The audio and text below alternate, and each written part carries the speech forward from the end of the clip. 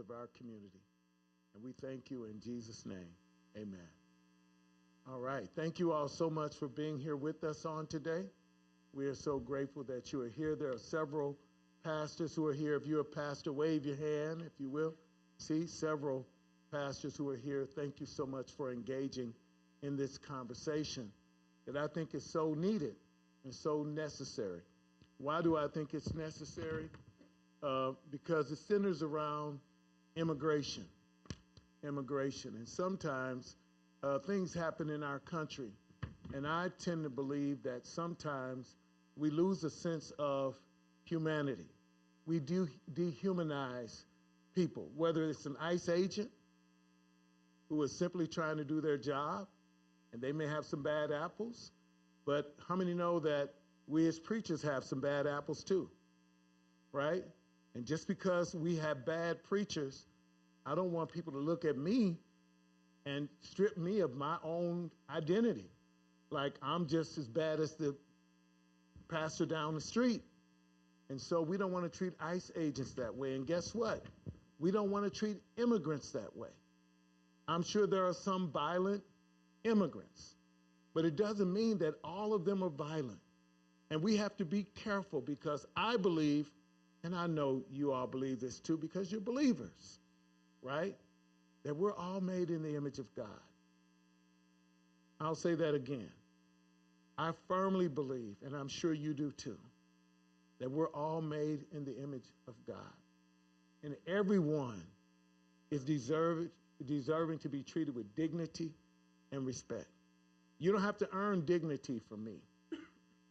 I tell people there are some things I feel like the Holy Spirit taught me and empowers me for, but there are some things my mother taught me at home.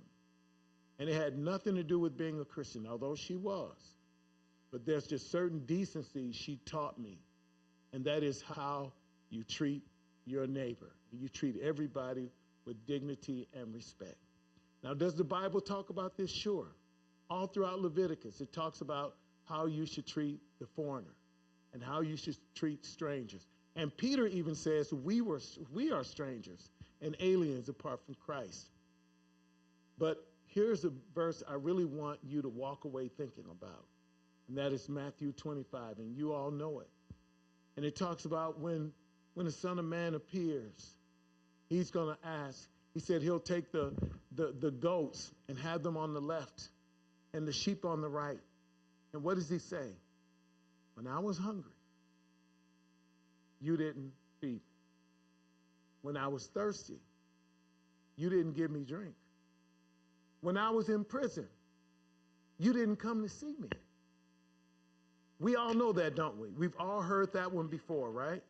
But you know the part we don't highlight, I don't think enough, is, you know what they asked? They said, when did we do that to you? They did not deny that there were people who were hungry and they wouldn't feed them. They did not deny that there were people who were thirsty and they didn't give them drink. They did not deny that there were prisoners that they didn't go to see. They just wanted to know, when did I treat God like that? Because I would never treat you like that. I would never come barge in your house with a gun with your children there. I would have never done that to you, but there are some people I would have done it to. And you know what Jesus does? He aligns himself with those people. And he said, when you did it to them, you hear what I'm saying? When you did it to them, you did it to me. And that's not a foreign language, by the way, because the Apostle Paul was riding on a donkey on the road to Damascus. You all remember that? And he got knocked off the donkey. And remember what God said? Saul, Saul, why persecuted thou me? And you know what he said? Who are you, Lord? You know what God is saying? When you were persecuting the Christians, you were persecuting me. And you found out who the Lord really is because I knock you off your donkey. And that's what God will do to show you who really is Lord. And we don't, let me say it this way. Can I use my urban vernacular? You don't want that smoke. You don't want that smoke. So let's be careful how we treat God's people, whether they're in an ICE uniform or if, in your mind, they shouldn't be here in this country. We have to be so very careful how we treat people. We're not anti-justice. We're not anti-justice, but we are anti-injustice, where people are treated unfairly. And I will stand up for them. I don't care if they're white, black, Hispanic, Asian. I don't care, because I am a pastor, and pastors care about people. Am I right, pastors? Am I right, pastors? We care about people. We don't care what color they are. Having thus said that, I am not an expert in immigration law. And thankfully, I know people who are, who also know people who are. And in that case, I know a guy named David Bryan, who's an attorney, who's running, by the way, for county prosecutor's office. And he introduced me to a very nice brother named William Hanna, who's going to come. He specializes in immigration law, and he's going to come. He drove all the way from Kansas City. So I know it's still the show me state, but let's show them that here in St. Louis, we know how to greet people. Please welcome Brother William Hanna. Thank you, brother. Thank you, brother. Thank you. It is a real joy and an honor to be with everyone here today. Again, my name is William Hanna. I am an immigration attorney. That's all I do. I'm at the Sharma Crawford Law Firm in Kansas City. So one little piece of trivia about immigration law that you may or may not know, there's only one immigration court for both Kansas and St. Louis, and it's in Kansas City. So if you're an immigrant from Cape Girardeau or Liberal, Kansas and Western Kansas, Springfield, and you have to go to immigration court, you come to Kansas City. There's 3 judges total. So we have federal court judges, St. Louis, Jefferson City, Springfield, Kansas City, Topeka, Wichita, in the federal court. For the immigration court, there's 3 of them for both states, which is one of the problems or issues we have in our immigration system. The other thing I want to say just initially before we talk about some of the slides we have here is immigration issue, it's not a Republican issue, it's not a Democratic issue. It's an American issue. It is an American issue that for us to address and to be able to solve. Because if ever you start looking at it as it's a problem caused by the other, then everybody just goes to their respective corners and it doesn't get changed and it doesn't get solved. So if we all take ownership and accountability of, hey, I'm part of the problem here, then we can all take a solution to be able to solve it. So first, I'm going to go through some basics of immigration law pretty quickly, and then I'm going to go through kind of a know your rights situation on what to do if dealing with an ICE agent or a law enforcement agent. And I also have some handouts to be able to give at the end of the day that are both in English and Spanish to be able to give to other people. So these are just some basic things we'll go through. And if we can start the slides and just be able to go from there, that'd be great. And just be able to go through those. So, and I also want to encourage people to be able to ask questions here. We're all in a house of God, and we're all be able to talk freely and openly. So I want, because any question you have, probably someone else probably has the same question. So I don't want to be wed to the PowerPoint presentation. So anything you wanted to know, but we're afraid to ask. So we can go on to the next slide and be able to see what it has to say and be able to go from there. There's really 3 ways that we're going to talk about how you can emigrate into this country. One is employment-based. So and we're not going to talk too much about that today, but if your employer wants to employ an engineer or a doctor at a hospital, how many times have we gone to a hospital and you see the doctor is from a foreign country, right? Yeah, and that's a good thing, right? We want the smart, the cream of the crop people coming here. That is a good thing. That isn't a problem. But we're not going to talk too much about that today. That's a separate topic. Then we're going to talk about family-based immigration, which is what we deal with most, or humanitarian-based. So those are the three main areas of immigration. So then if we go on to the next slide, we can see some of the things we're talking about. One way to come of humanitarian of immigration is a refugee.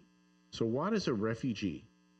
If you are here in this country as a refugee, by definition, you are here legally. A refugee is someone, like you said, they are fleeing a conflict or a war, right? We've had many refugees come to this country from Syria when they've had a war there, from the Congo, from Afghanistan. So by definition, you're someone who's had to go leave your own country, go somewhere else, and those people are vetted. Those refugees are vetted by the FBI, by the CIA, by the State Department, years and years and years before they're allowed into this country. The United States then chooses to fly them here, okay, at our expense, and they're given about 6 weeks of rent and a little bit of money, and after that, they're on their own. There are refugee resettlement organizations in St. Louis and in Kansas City, for example, that will help them find a bus route, find a place to live, get their kids enrolled in school. Do they speak English? Most of them don't when they get here. But these are also the cream of the crop of these other countries. We get to pick and choose who we want to bring to this country out of refugees, okay? And can bring them here and give them a start. For those people, I will tell you, it is very hard for the parents of those families to come here when they get to my age or even younger, new culture and everything else. But their kids are smart, they're motivated, and they see the sacrifice their parents are making for them, they're going to make it worth it. So that's one way. If you're a refugee, by definition, you're here legally. That doesn't mean you're a citizen. That doesn't mean you can vote, but you're here legally. So the next slide, that is something that we deal with a lot more, is people coming here for asylum. Asylum is something different. Asylum, you have to be physically in this country to be able to say, hey, I want to seek asylum. If you're my age, and you can remember back in the Soviet Union days, we used to remember when hockey players from Soviet Union or East Germany would come to this country. They would then sneak out of their hotel in the middle of the night and say, hey, I want to seek asylum. And we'd say, hey, that's a great thing. They're leaving the bad guys, the communists, and coming to our team. That is basically what an asylum seeker is doing. You have to be physically present in the United States to be able to do that. But you just can't come here and seek asylum and say, hey, things in my country are bad. I can't get a job. There's a lot of crime. That won't win an asylum case. You're going to have to show that back in your home country, you have been persecuted, and not just, the government persecutes everybody. You're going to have to show that persecution was because of your race, because of your political views, because of your religion, or hey, I'm in a social group, something like that. You're going to have to show that the reason you've been persecuted is because of one of those protected regions, and you're going to have to prove it. If you go to the judge and be able to say, hey, I was persecuted because of my race or because of my political views, the judge is going to say, I believe you, but I hear people come in and say that all day long. Do you have police records that prove that? Do you have photos of showing you were damaged? Do you have statements from family members? And if not, you're probably not going to win.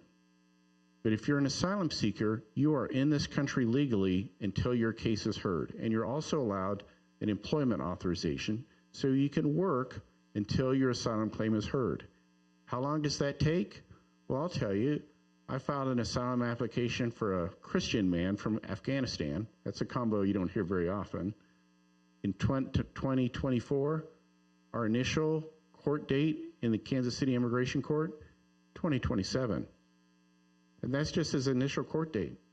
He's here legally in the meantime, but he has no step toward a green card, which is permanent resident, or a citizen, because our courts are backed up so far. So our next slide, that's the difference between a refugee and asylum seeker. So how many asylum cases are there?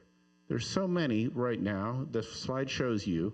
So a lot of the people that we've seen cross the southern border, that we've seen on the news and everything else, not all of them, but a lot of them come and they seek asylum.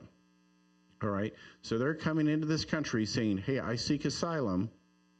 Under the law, once they're here and they seek that, and if they can show a credible fear for that, they're allowed to stay.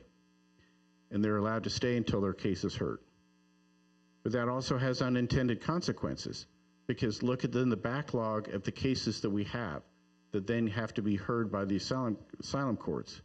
And I'll tell you, we're just having real talk here, and I'm an immigration attorney. I represent a lot of those people. Do I think the majority of them are going to win? No, I don't. That doesn't mean that I don't believe them. That doesn't mean that I don't think they should have their day in court. I've just told you for the reasons earlier, it is tough to win an asylum case, because you can't come here and say, hey, the gangs are extorting money from me. Hey, the gangs are bad and they're killing people in the streets. The judge is going to say, I believe you, but are they doing that because of your race or your religion or your political view? And if the answer is no, you're not going to be able to win it. So that's a lot of asylum cases. We want people to come here and seek asylum, but it's tough to win. And when you have that many doing it, that's the reason why my client from Afghanistan has a long backlog, all right? So then we go on to a next slide. So what is an illegal undocumented immigrant? Okay, what does that mean? What that means is someone who's entered this country, okay, and they did so without inspection. They did not come to an airport where the TSA or Customs and Border Patrol reviews them and say, yeah, you're here on a tourist visa or you're here on a business visa, you're allowed to stay. Oftentimes, but someone who comes in on a tourist visa or a business visa, a tourist visa is typically for 6 months. But if they come here for 6 months and stay here for 10 years, they've overstayed their visa. So that means they now have no status in this country. But there's roughly people, this number varies depending on which politician you're talking to at any given hour or what point they're trying to make, right? Typically, I think that's about 3 or 4% of our population, approximately 11 million people. So some people have come in on the southern border, right? And they've come in and they seek asylum. Now, we've talked about that earlier. Is that an illegal immigrant? No, because they're allowed to come here and make their case for asylum. But does that mean they have any legal status here?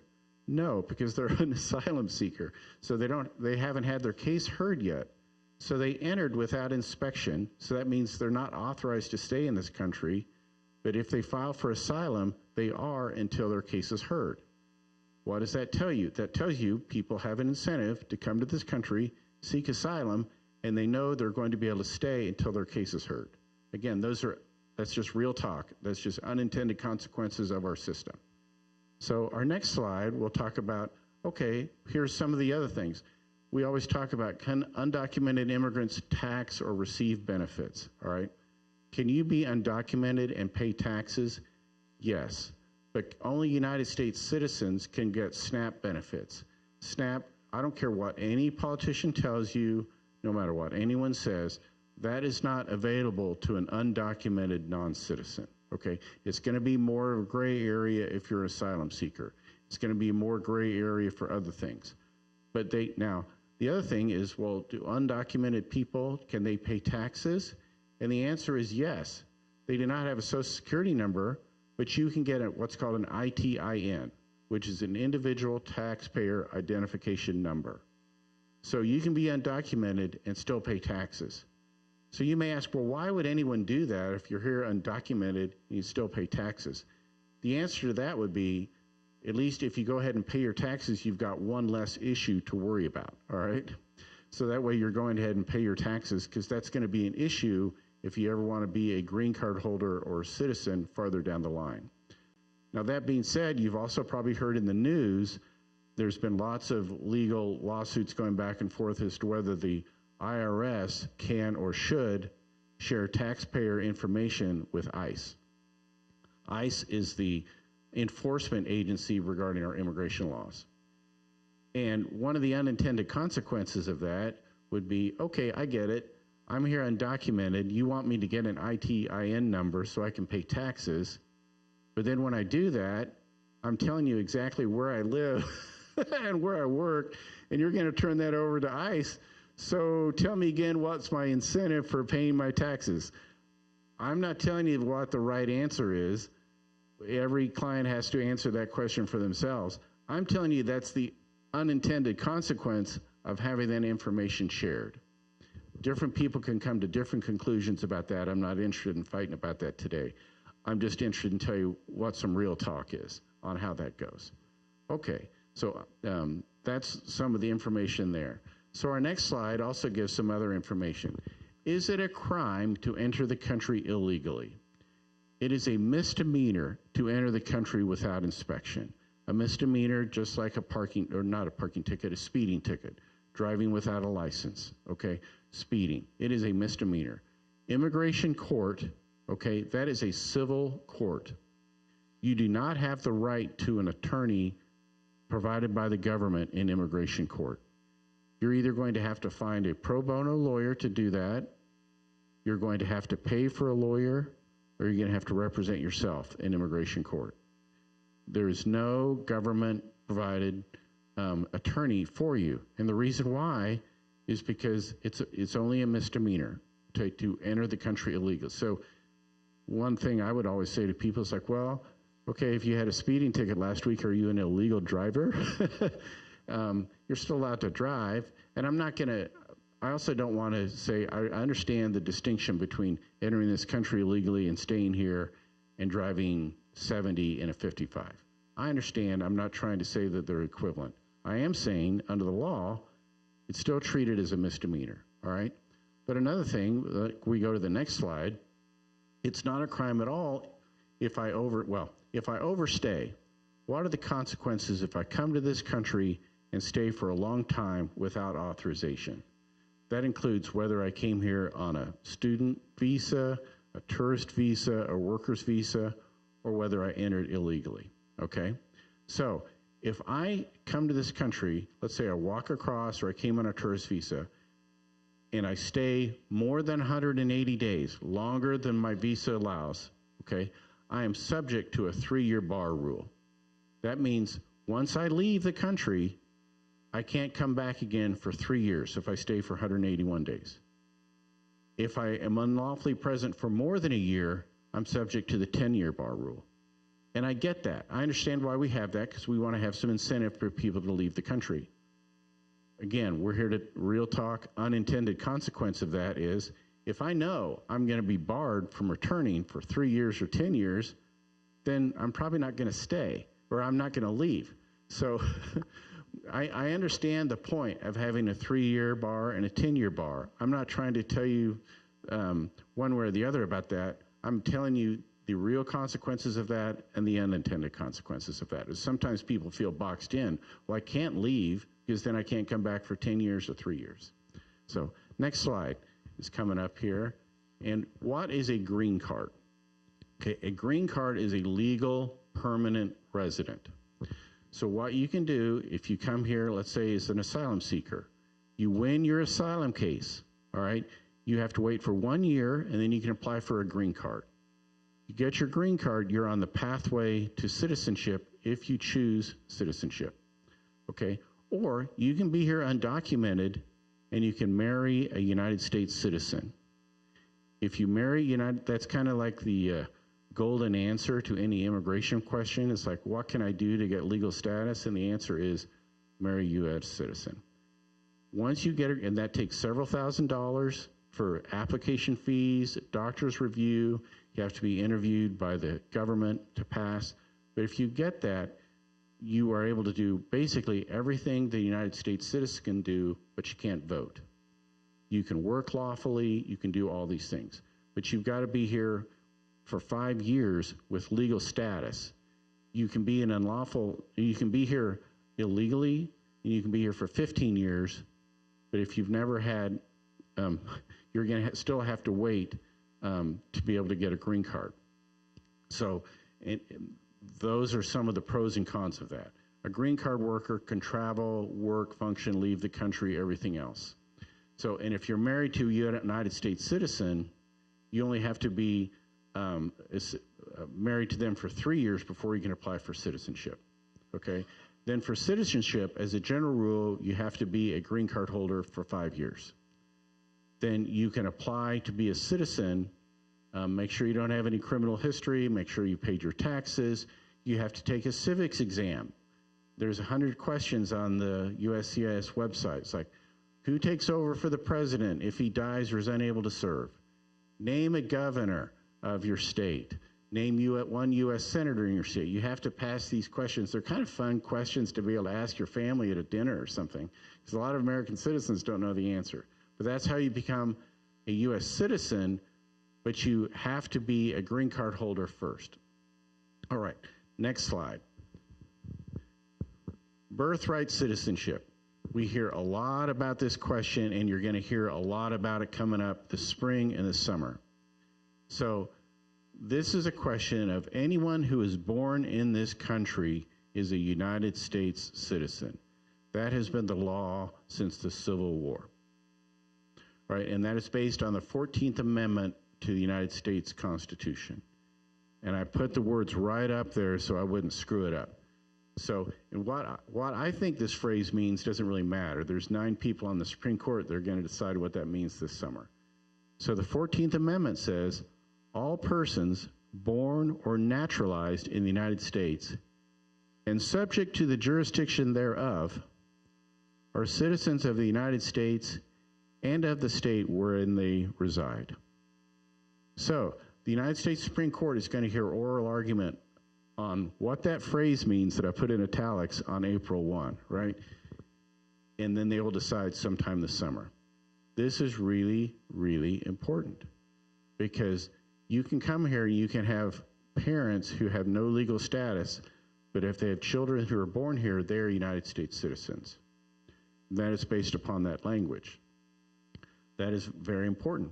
So there are some that are making the argument that phrase, and subject to the jurisdiction thereof, means that even though you're born here, you're not necessarily a United States citizen, because you are not subject to the jurisdiction of the country, or your parents aren't subject to the jurisdiction of the country if you're undocumented. Now, I get that argument, but I can tell you there's a number of people in ICE custody right now in St. Genevieve or in Springfield in the Greene County Detention Center. Those are the 2 primary detention centers in Missouri. They'd be very surprised to know that they're not subject to the jurisdiction of the United States government, because they're being detained by the United States government right now. So they'd be very surprised to learn that. But that is what that's what the Supreme Court will decide this summer, okay? That is the phrase right there. People are going to write a lot of memos and a lot of briefs, but it all deals right with that issue, okay? So that is going to be a very important issue. Like I say, it's been that way for it's been that way since that was passed, I think, in 1863. So if that law changes, there's going to be a huge change in this country, because then we're going to go around to everybody here. It's like, well, how do you know you're a United States citizen? Well, I was born here. Well, okay. Well, what about your parents? You know, what was their status? So it's like, how far are we going to go here on figuring those things out? So it doesn't really matter what my opinion on that issue is. What it matters is the opinions of the 9 people who are going to decide that this summer. So next slide. Again, the whole purpose here is just to educate people and just know a little bit more about some things. So there's also been an attempt to remove a number of people from the country without having a hearing before an immigration judge or anyone else at all. And that's based upon this act, the Alien Enemies Act of 1798. So basically what that act says is, if this country is in a war, we can deport people who are citizens of this other countries without having to have a hearing before a judge. So for example, in World War II, if we had citizens from Japan or Germany or other countries, can they be removed immediately without having a judge hear their case? That is this has been a very rarely used statute, but it's not like it's never been used. So there are some in the administration who are taking the position that, hey, we have been invaded by people from other countries, so we should be able to remove them without ever being able to have a day in court before the judge. So some of the issues in front of this is, well, who declares war? Under the Constitution, is that the president or the Congress? And whether the president has to wait for the Congress to make an action or not. So that is one of the actions, one of the things that has been taking place that's recently in this country. So again, how I decide that, it's really not, it doesn't really matter what I think. What matters is what the Supreme Court is going to decide. if and when that issue becomes up. Because you hear a lot of talk about, hey, is this person going to be removed from the country without ever having a day in court? And that's where this is coming from. So the next issue would be, what was our next slide is? What come up? DACA. We hear a lot about DACA. So DACA is Deferred Action for Childhood Arrivals. And this came up in the Obama administration, okay?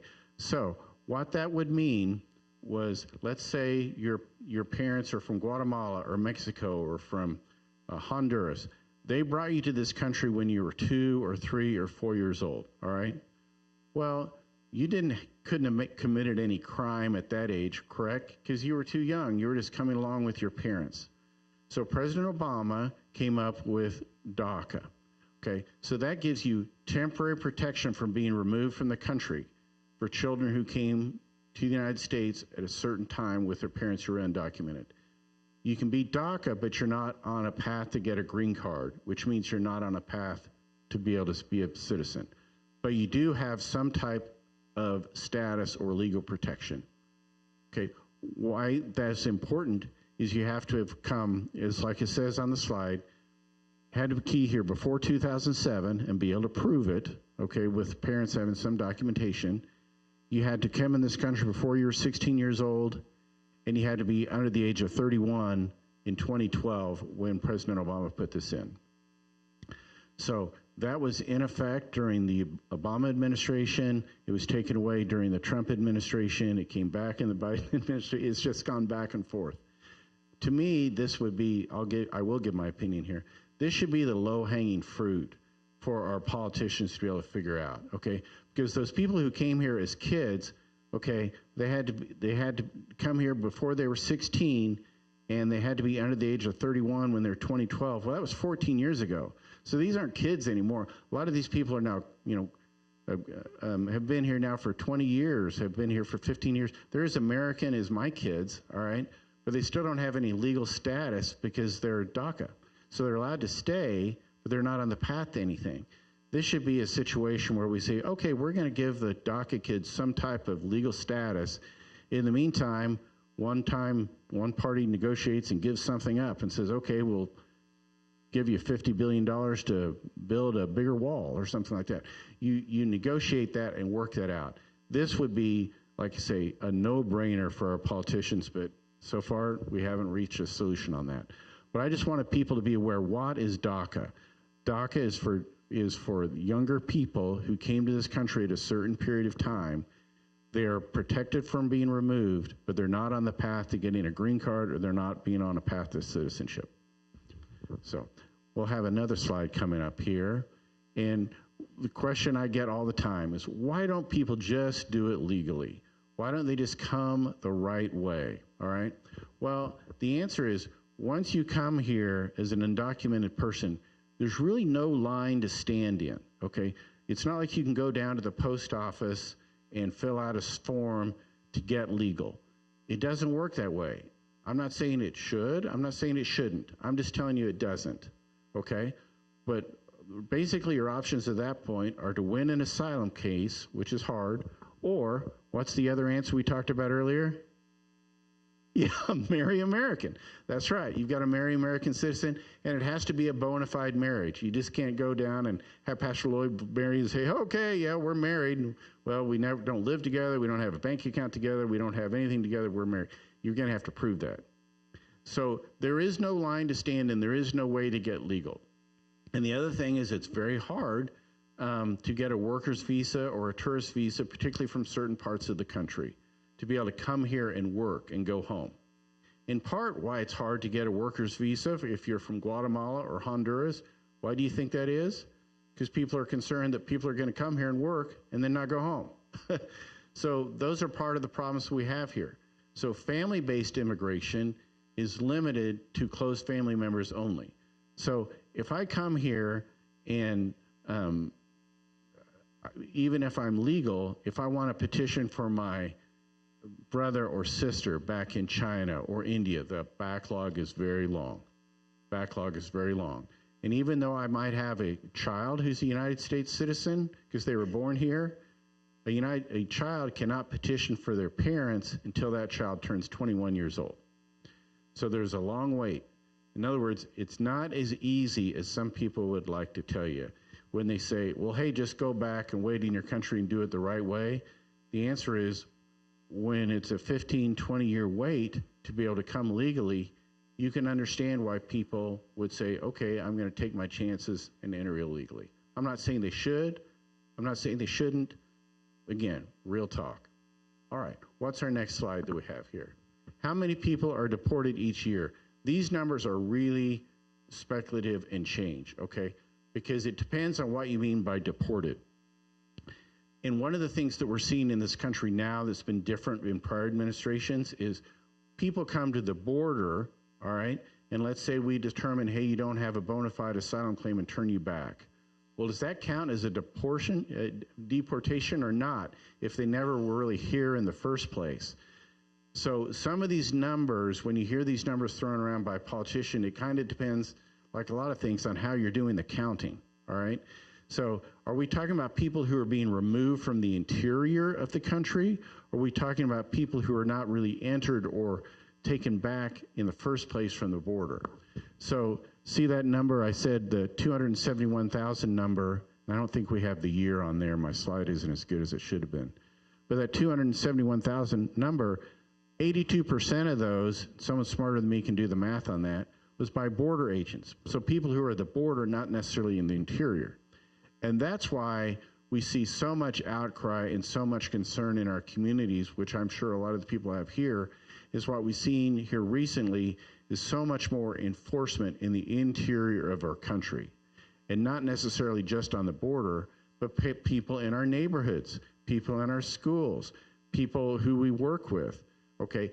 That has been the big difference, okay, in terms of where we're going. And that is the big difference. When we see these numbers turned around, it's like, well, this is the same number as in a prior administration or a different administration. That is okay, because the numbers aren't always black and white. People can, everyone knows this, people can manipulate numbers however you want them to make whatever political point you make. All right, and our next slide would be, okay, I want to end this with a positive talk, to end on a positive note. So I went to Haiti June of 2010, right after the earthquake there, and met a young man there. His name is Dexter. And so he's there. He lost both his parents in the earthquake. And so he was really my first immigration client. So he's a really bright kid, spoke great English, everything else. We said, well, he lost both his parents in the earthquake. So we'll find him a school in Florida where he can go to school. We found a family who could accept him and everything else. So we applied for a family visa for him. So I probably shouldn't be telling you this is my first immigration case. So he applied and goes to have his interview at the U.S. Embassy in Haiti. Okay, so he goes to have his interview. We're like, hey, look, this is a bright kid. All these students, he's got great grades in Haiti. He speaks English. He has no parents. We've got a school for him. We've got a place for him. Our government says no. He's not coming. Why? Because one of the requirements to get a student visa is you have to be able to show a proper tie back to your home country that will make you want to go back to your home country once your schooling is done. So it's like, oh, okay, I get it. So if you're a rich kid from England or Sweden or Italy, then yeah, sure, you can come. But if you're a poor kid from Haiti, we're not taking you, no matter how smart you are. That's just the unintended consequences of our policy. And at the same time, I'm sure the people would say the reason why we do that is we have people come here on student visas and don't go back. So I was devastated. This was my first immigration case, and I lost. So, but God had a better plan. So Dexter remained in Haiti, and he continued to give tours for groups that would come down and do mission projects. He would take them to different orphanages, meet them at the airport, take them back to the airport, and be as an interpreter. He did that for years. He graduated from high school in Haiti, and he worked for the organization that had basically taken him in. Okay, so next slide. So what happens is another young woman comes down to Haiti on the mission trip and meets Dexter. Okay, she's from Virginia. Her name is Amber. They start messaging back and forth on Facebook. They start FaceTiming, do all the things the kids do these days. They get married in Haiti in 2021, right during COVID. So they get married. So what does that mean? That means he now has a legal path to come to the United States. All right, so we've kept in touch all this time and everything else, so we apply again for him to be able to come to Haiti. We have to prove they have a legitimate marriage, a bona fide marriage, they really do love each other. So it took a while, but go ahead, next slide. So that's the three of us in Kansas City 2024. St. Louis has a proud history with Lewis and Clark. That's the Lewis and Clark statue in Kansas City.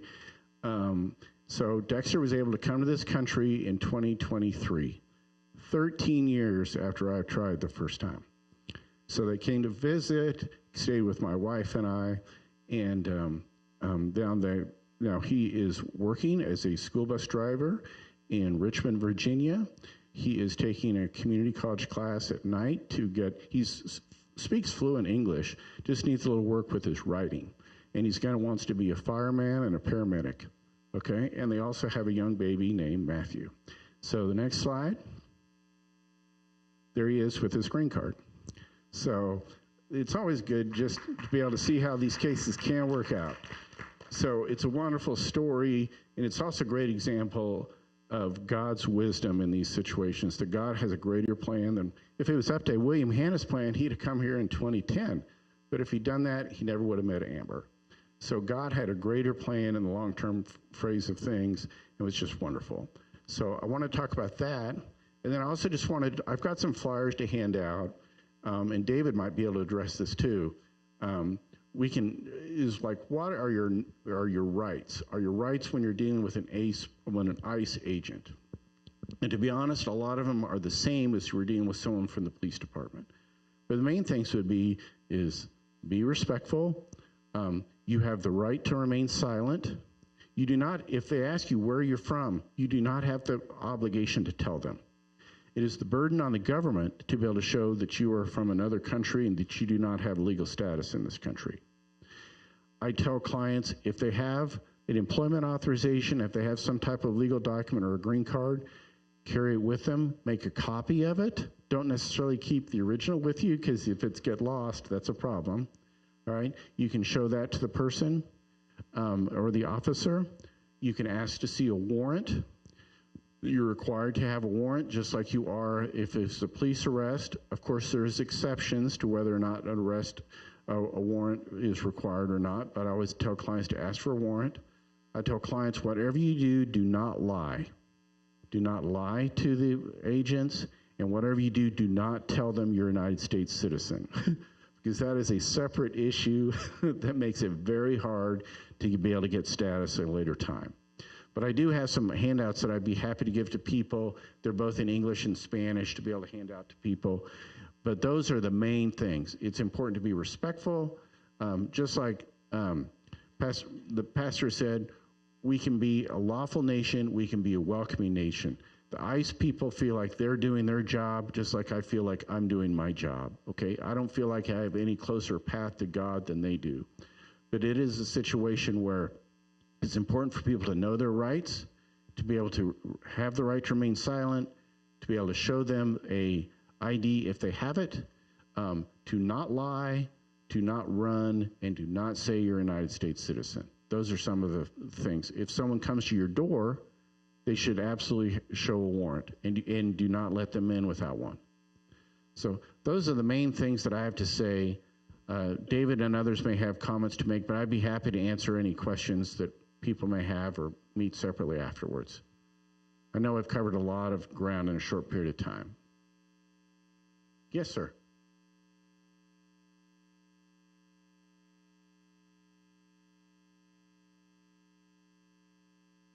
Right.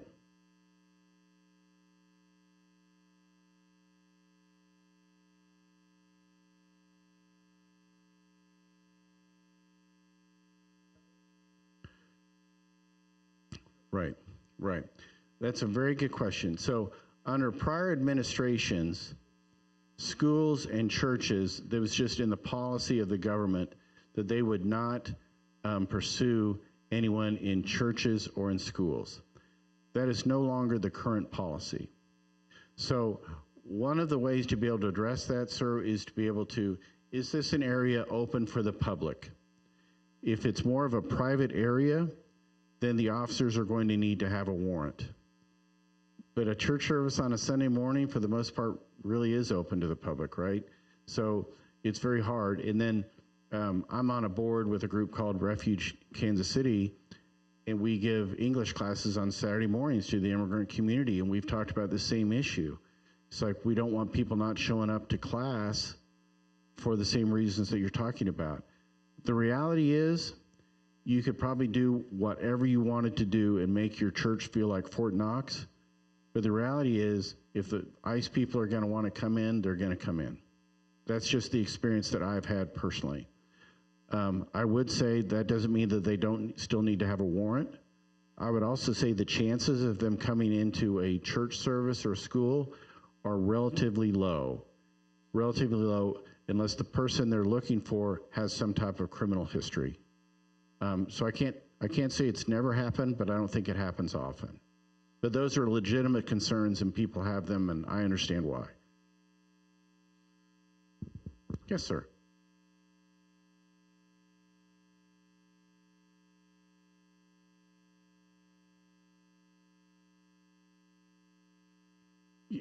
Yeah, it depends how you look at it, yeah. Now, that being said, someone seeking asylum would not have any legal status here in this country yet. But they're also legally allowed to stay here until their asylum claim is heard. But did they enter the country legally? No, they did not.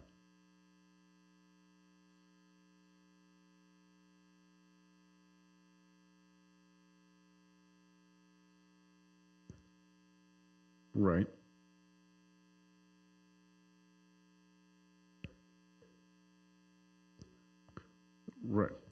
Right. Here's, like, for an asylum seeker, here's why.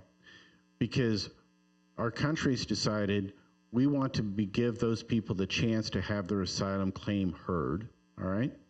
And our thought is, if they're going to be here and they're going to have to wait for their asylum claim to be heard, and it might take a year or two, we might as well allow them to work, because it doesn't do us any good to have them here waiting around for a year or two and not being able to work.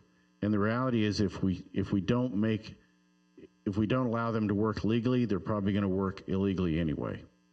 So the answer to your question is, rightly or wrongly, the law has been, if you're going to come here and seek asylum, you're going to be allowed to stay here until your asylum claim is heard, and you're going to be able to work legally until it is. If you aren't seeking asylum, you're not going to be able to be eligible for an employment authorization. And you have to seek asylum within 1 year of entering this country. You can't be here for 5 years and then say, oh, now I want asylum, unless the situation in your country has changed, like situation has deteriorated, or Afghanistan might be a good example. Hey, I came here as a student from Afghanistan. I was studying. Now the Taliban has taken over. I've been here for 7 years. I'm going to claim asylum now. As a general rule, you have to be claimed for asylum within 1 year. I understand the point you're making. It's a very valid one.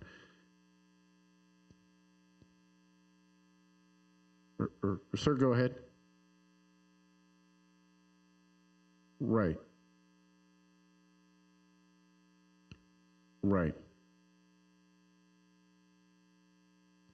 No, if you leave the country in 179 days, all right, you are not going to be subject to the 3-year ban.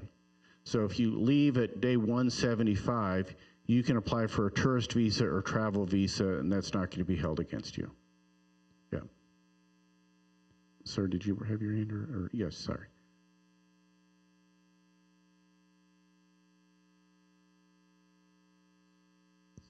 Right.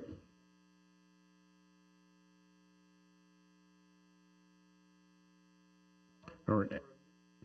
Mm-hmm. Right. Right.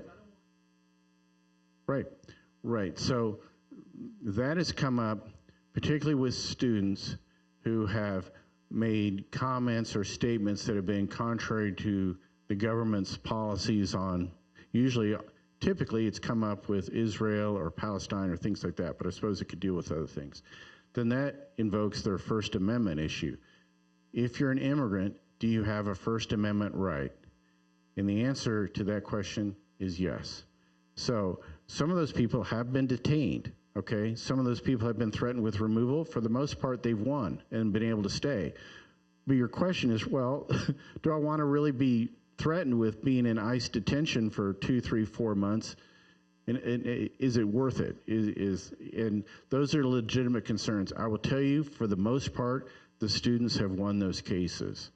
But that doesn't mean there isn't a chilling effect on those statements for that exact reason. I understand the point.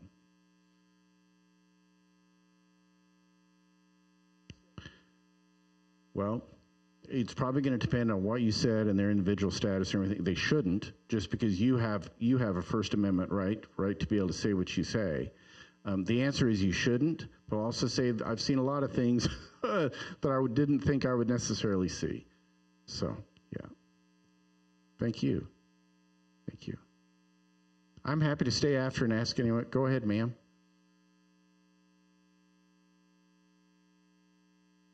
Right. Yes, you are.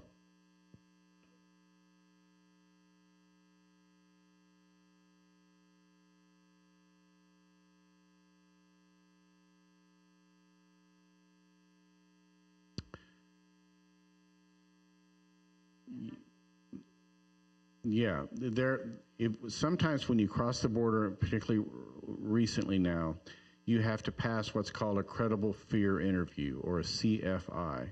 You're interviewed by a Border Patrol agent even before you're allowed into the country. And they do that just to be able to address the issues that we've been talking about, is, hey, everybody's coming over saying, hey, I want to seek asylum and staying here. If you're able to pass that test, then you're allowed to stay. But the standard is very low. And there have been disputes about that as well. It's like, well, who should be the one that decides if someone has a credible fear and who does not? Whether that should be a Border Patrol agent or a judge.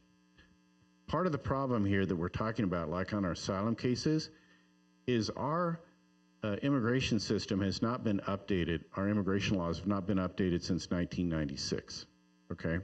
So in 1996, we didn't have anything called the World Wide Web, and we were all dancing the Macarena, all right? So the world has changed in 30 years, because back in the day, our asylum cases were coming from the Soviet bloc, right? And there weren't very many of them. And we all thought, or from Cuba, and we thought, hey, isn't this great? All these people are leaving these communist countries and coming to here. That is a win for us and a loss for them. And it was a wonderful brain drain from all those countries, okay? But in 30 years, things have changed, right? One of the things that have changed is the economic status of a lot of the countries in Mexico, in Central America, and South America. So that has encouraged a lot of people from those countries to try and come to the United States for a better life that they weren't doing 30 years ago. But our laws haven't changed. So what that does mean, it goes back to how we started, right? It's an American problem. It is an American problem. We all have to take ownership on that and be able to humbly submit. It's like, well, I may not like the fact there are people here in this country illegally, but to be honest, I've kind of benefited from that, because they've been the ones that have been picking the apples in Washington and picking the oranges in Florida and roofing our homes and building our homes and mowing the yard at my country club and keeping the prices low. And I've kind of benefited from that, okay?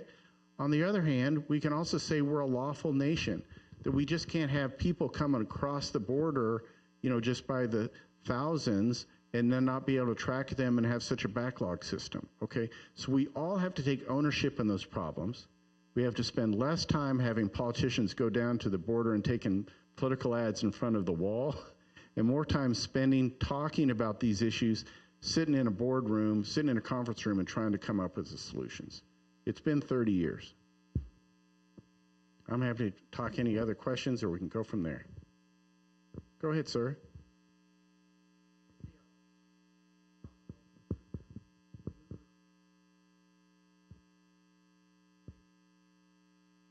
Right.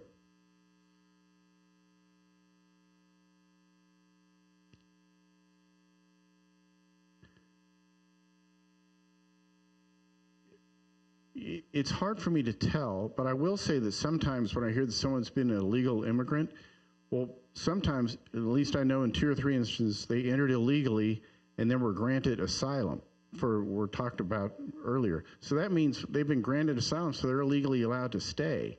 So it's in this kind of gray area that we're talking about. Well, they may have entered illegally, but they're here legally now. Or maybe they entered illegally and they're married to a United States citizen and they're going through the process of getting a green card. So a lot of these gray areas, it really, you have to dig down deep into the weeds to figure out what we really mean here. And of course, that doesn't always happen. Go ahead, ma'am.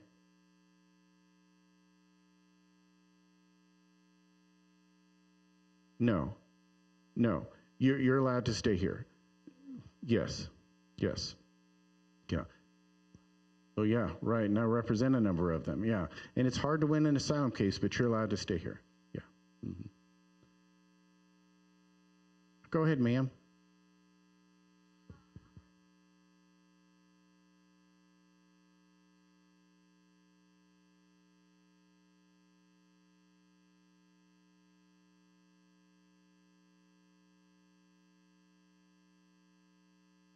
Well, so if you're dealing with immigration, it wouldn't be the sheriff, it would be an immigration officer. And if they come to your house, okay, to be able to enter into your house, they're going to need a warrant or your permission. So if you open the door and let them in, they're going to come in. Otherwise, they're going to need a warrant to enter your home. Okay, so does that, and then I can't remember the rest of the answer.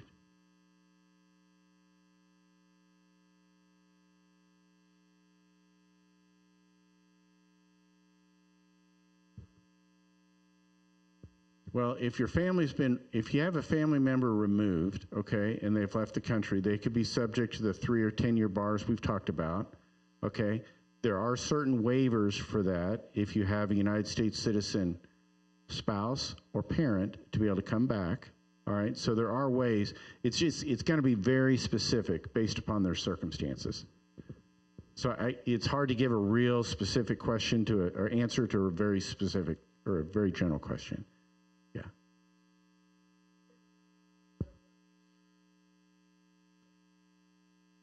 Right. Yes. So they're going to be in ICE detention. There's 2 main ones in Missouri. There's Greene County, which is in Springfield, Missouri, or there's going to be in St. Genevieve. Okay. So if you have a family member, you can communicate with them. You can take medicine to them and things like that. They will most likely be in the immigration court in Kansas City. And is that what you mean in terms of being able to help them? Yes. Yes. Yes. Yes. Yes. I'm not so sure about food because I know they don't want to have some people get some things and some others, but medication or a pastor visit, yes. Yes. Yes, sir.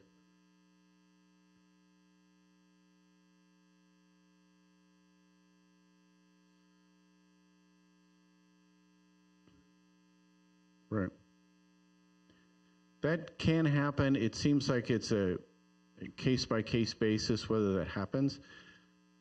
There's no legal requirement, and maybe David can answer this more than I can as the future prosecutor, but there's no legal requirement that the state government has to cooperate with the federal government and be able to say, hey, need to tell ICE, hey, we've got someone here.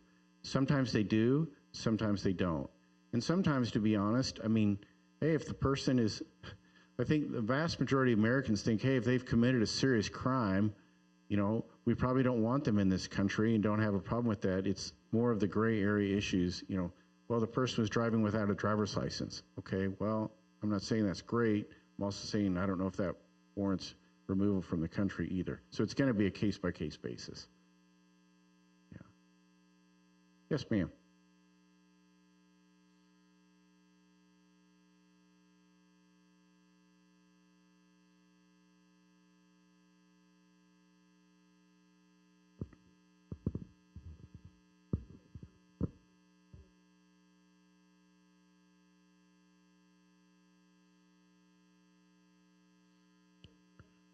Right. Right. That's right.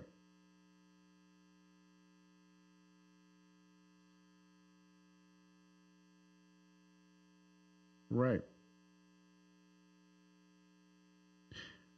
Yeah, and I would say there's no first of all, you don't really know based upon how someone looks or how they talk what their legal status is, because there's some people who are going to have a Spanish accent or a Brazilian accent or an Arabic accent that are American citizens or green card holders or anything else. I will tell you, like the people in detention now, I saw the statistic this week. I mean, talking about, hey, are these people criminals or bad people or anything else? The number of people in ICE detention now with a significant criminal history, of all the people who are currently in ICE detention, it's at 14%. So that's the lowest number that's been in a long time.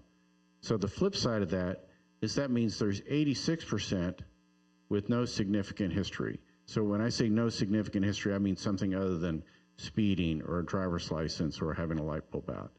But in terms, I think it is a very legitimate concern to be able to say, hey, who's coming into this country?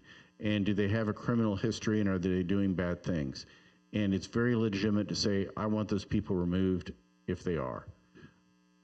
Those feelings are totally justified and understandable. Am I answering your question?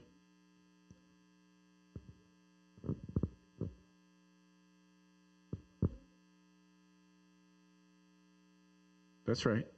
That's right. Oh, okay. Yeah. So, like the refugee population or an asylum seeker, all those people are vetted and vetted and vetted. Everybody that I represent in immigration court, you know, the government probably knows more about them than I do before we go in, because they've run all the databases and everything else. So they know all those things about them. They know how they entered, they know their family members, they know where they've lived, they know their criminal history, educational history. So all those things. A lot of the clients also have check-ins where they'll have to go to the ICE headquarters.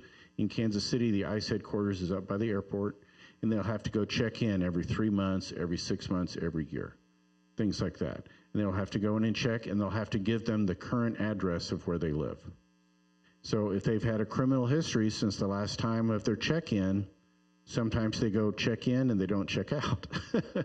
So to address your question that way. That being said, if you came in and crossed the border undocumented and no one knows where you entered or no one knows you're here, they don't have check-ins because ICE has no way of knowing where they are. So that's just the reality. And I'm here to tell you those concerns are legitimate. I'm not here to tell you otherwise. Yes, sir.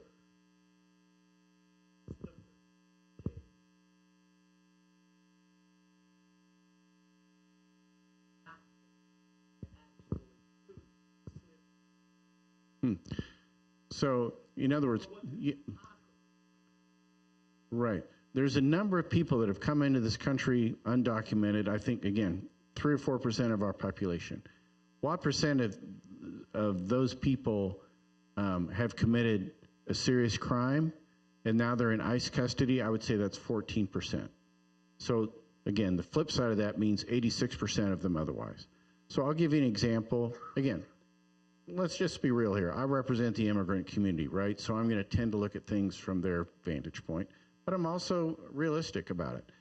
I talked to a client yesterday. He's in ICE detention, okay? He's been here 23 years. He has a senior in high school. He's just got a scholarship to go to Northwest Missouri State. He's self-employed as a plumber. He's paid his taxes. He was picked up on Thursday. So I talked to him Friday afternoon. He's in ICE detention. He said he was terrified to be put into the Greene County facility because he thought he was going to be surrounded by criminals. And then he tells me, he said, I get here, I've been here one day, and everybody here is just like me. So they're working people, they've been here for years, no criminal history. So that is the majority. And I think that's probably the tension that we see in our community right now, because I think everybody agrees, hey, if you've committed a serious crime and you're here, even if you have legal status as an asylum seeker or some other status, if you committed a serious crime, you should be required to leave. But the tougher cases are the ones where, hey, I've come here illegally, but I've also been here 5, 10, 15 years. I've contributed to our communities. I'm an elder at the church. My kids are on the same baseball team as yours. And what are we going to do with those people? That is the tough one. And that goes back to what the pastor says earlier, is we're all people of God. We are all children of God, just like the ICE agents are, just like the immigrants are. And so do we enforce our rules down to the strict letter of the law? Well, most of us who are car drivers are kind of glad that we don't, right? And the reality is we have laws every day that we don't enforce. But how are we going to do that? And those are legitimate questions, very legitimate. Yeah. Right. Come on, y'all, let's give William Hanna. Thank you. Thank you. Man, that was, wow. That is the best information I've had since all this started. That's showing some love again. That was great. That was wonderful. But I have a pastor friend here. We've known each other a very long time. He's the pastor of Cross Keys Baptist Church. He's going to lead us with the panel next. I'm going to have Clay Farmer come, if he will, and join the panel. Where's Pastor Marty? There he is, Pastor Marty. You'll join us at the panel. And so, and I'm going to turn it over to Pastor Raymond. Thank you. And, Mr. David. David, try and join us on the panel. And as Mr. well. Hanna, will you join us as well? Yeah. Be good to have some legal advice with this as well. Very good. Okay. Well, thank you, gentlemen, for joining. Thank you, everyone, for being here. Like Pastor Robert said, I'm Pastor Ray from Cross Keys Baptist here in Florissant. Our church does a lot of immigrant ministry, especially with the Hispanic community. And this is something that is near and dear to me and my church. And I'm blessed to be able to be here with you all to have this conversation. So I think that before we start, we should kind of go and introduce ourselves. I mean, we heard from Mr. Hanna, but if there's anything else you want to say, okay. Great, we'll move on down the line.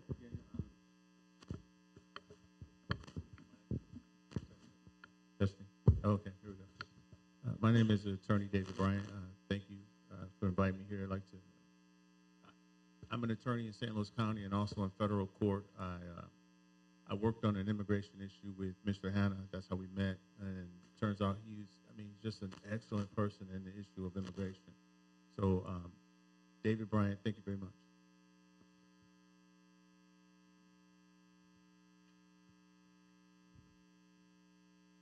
Okay. Thank you for having me here. Thank you, Pastor Carlos, for inviting me. My name is Yonner Marty. I'm a pastor of a Spanish church.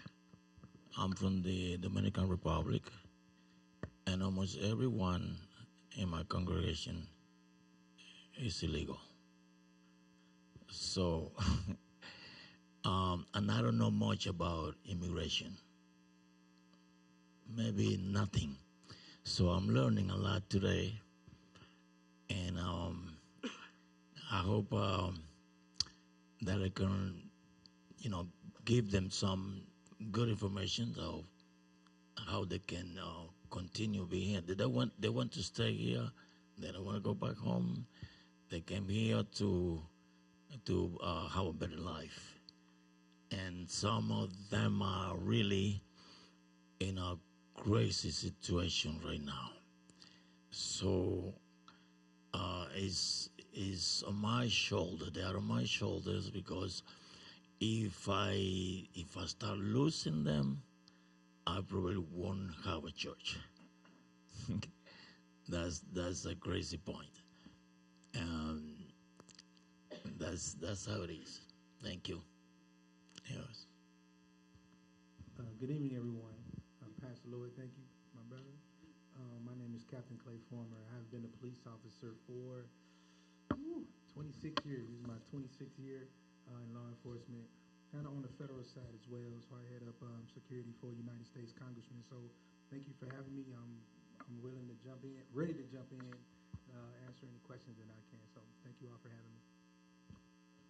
Thank you. Well, before we begin, I do want to say that we're going to keep this conversation civil, right? I'm here to not only facilitate, but also to keep the peace.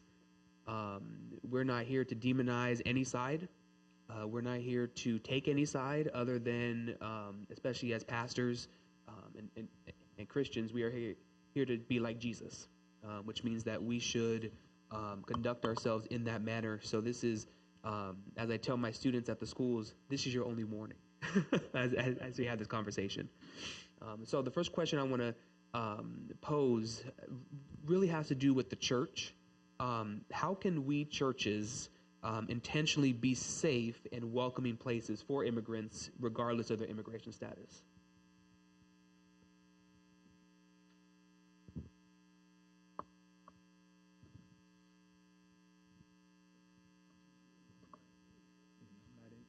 I'm not a pastor.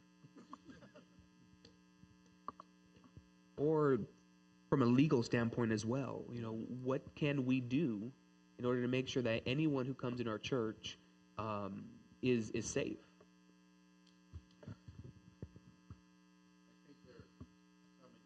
Unintended consequences sometimes if you don't want your church locked up to be tight, so tight as a tick that people don't feel comfortable coming, you know, if you make it, if you have guards and everything else. Like I say, in terms of the church, like a church service, I think the chances of ICE enforcement coming to the church service is very low. That doesn't, very low is different than zero, but I'd say it's very low. But I think the other thing is, like Pastor Lloyd was saying, is regardless of what your immigration status is, you are loved, you're a person of God, you're a child of God, you have value, and we are glad you're in this country. I think there's a very large percentage of immigrants who've never had dinner, never had stepped inside the home of an American family. And just to be able to, just basic Christ-like hospitality goes a long way. So that's for people in the church or outside the church. When you say illegal, now that's more walking down my street. So Right. I would say things like this, because to me, knowledge is power, no matter what the topic is. So let your parishioners know what they can and can't do. This has been very helpful. Even though I've been in law enforcement a long time, what you gave us today, Mr. Ann, was amazing. Like, it was more than I knew. So I think just letting the church know the do's and the don'ts and the cans and the can'ts to make them aware of what's going on, I think it speaks volumes. You know, as William Hanna said earlier, immigration is mostly a civil issue. So with respect to safe and subject to arrest, normally you're not subject to arrest unless there's a criminal activity involved. And usually you don't see that with church members. Now, this subject to arrest is being expanded, obviously, with these aggressive immigration laws, and authorities are having more of a right to stop and question individuals just about a civil issue like immigration. But ordinarily, safe is surrounded around a criminal issue, which is really not, you don't have to worry about much as long as you're not involved in any kind of criminal activity. So from a prosecutor or court standpoint, I'm focused on the criminal issues, which really are not involved with church members.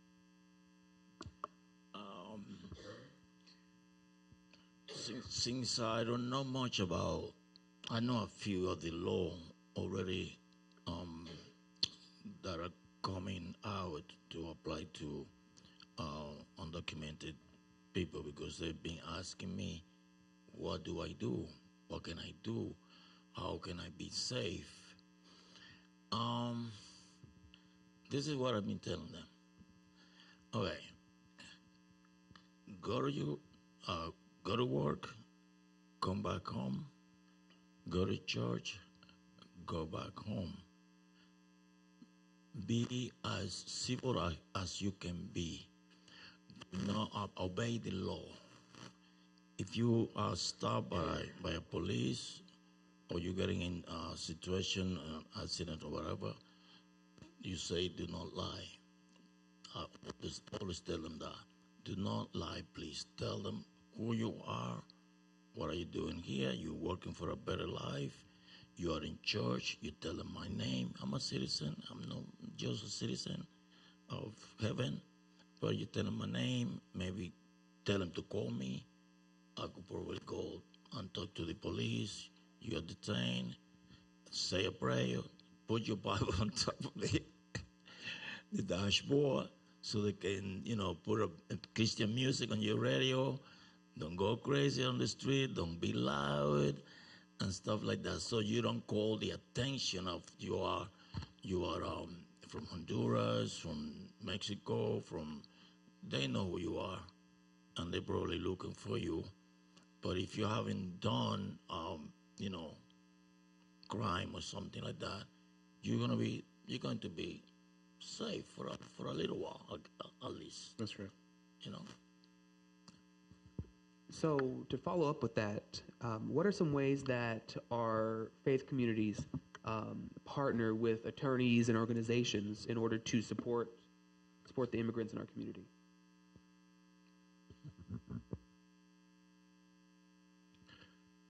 I know in our community, there's a number of organizations that just teach English, be able to have classes to be able to teach people just the basics of English and reading and writing and things like that, and just be able to establish relationships, right? Life is about relationships. It's about relationships with God. It's relationships with each other. And to be able to develop, the reason why I've enjoyed the immigration practice so much is because the legal work's the legal work, but the relationships with the people is life-changing because you get into their business. They've got to tell you all the things they've done in the past, some of which they aren't proud of. And then you get to share your faith with them. They get to share their faith with you and be able to open up to them and be able to perhaps connect families in the church, because a lot of people want to help, but they don't know how, or they don't know who, or they live in a neighborhood, well, I don't know anyone in the immigrant community, but they will do so if given the chance.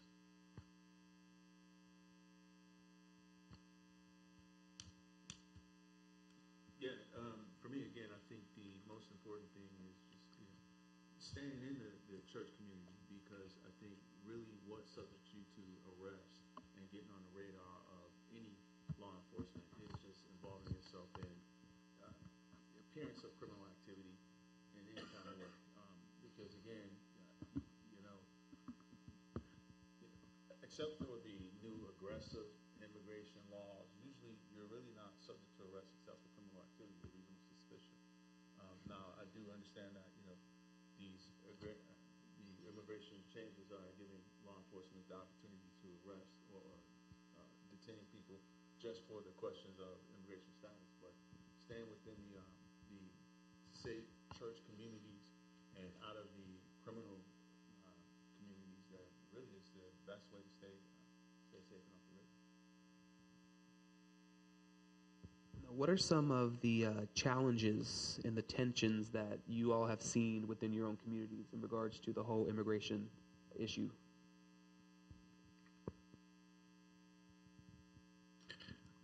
I suppose I'll go first, and I think the vast majority of people feel like, hey, if you've committed a really serious crime, you should probably not be allowed to stay in this country. And there's also people where, hey, people will say, hey, I'm not against illegal immigration, or illegal immigration, it's illegal immigration that I have an issue with. And so the tension is, what do we do with people who entered the country illegally but are also here contributing to our community in the way that we've talked? That's really where the rubber hits the road. And that's where I think in the Christian community, it's like, well, we're also told we're supposed to honor and respect the law, but we're also supposed to honor and respect the immigrant. And so where do those tensions, where's that gray area come? And I oftentimes feel like you really know your value, you really know what's most important for you if you have two things that you appreciate and respect, and sometimes they're in conflict. And which one do you choose? All right, so a lot of people say, well, yeah, I believe in the First Amendment, right to free speech, but then when they hear someone say things they don't agree with, they want that person to shut up and not say anything. It's like, well, it doesn't work that way. It's the same way on the immigration issue, right? What are we balancing here between respect for the law and respect and love for our neighbor, many of whom have committed no crime other than coming here to seek a better life, which if we're being real with each other, we'd have done the same thing if they were in their spot. I hate the fact that right now with this climate, you know, it's like the type of person that I am. Even if you don't know me, I'll walk in the room and I will make fun of you. Like this is how I am, right? But now it's like I hate that people are scared when they see me in uniform or at work. Like they don't even want to look my way, and I'm like, that is a horrible way to live, right? And then with the narratives being pushed, whether it's on social media or whatever, because I can tell you, in 26 years, honestly, I've maybe had to deal with one undocumented person. All the crimes that I've dealt with have been from people that are from here.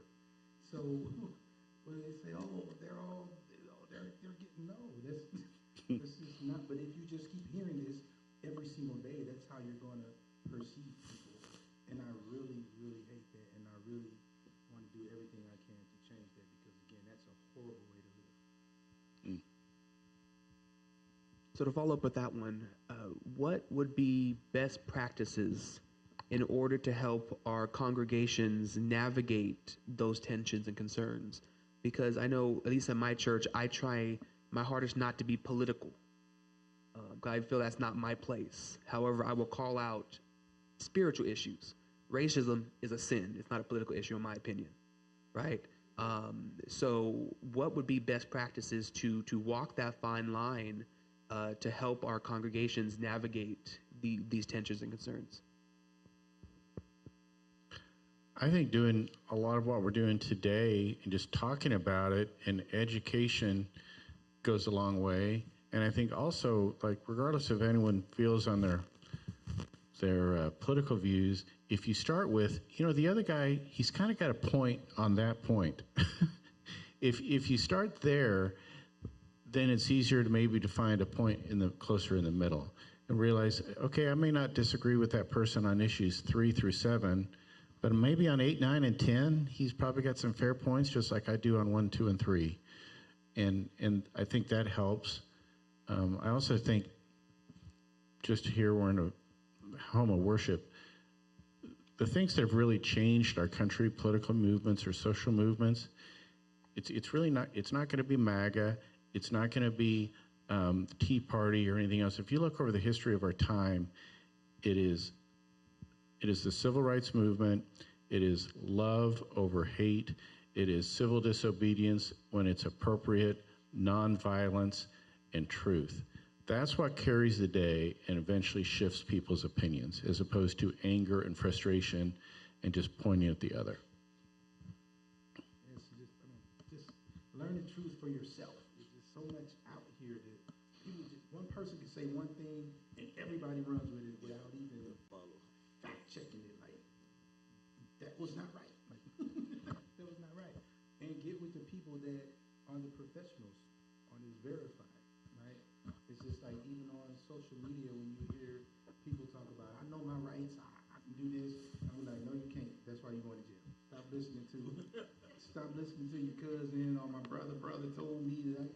No, stop doing it and get the facts. Facts don't lie, people do.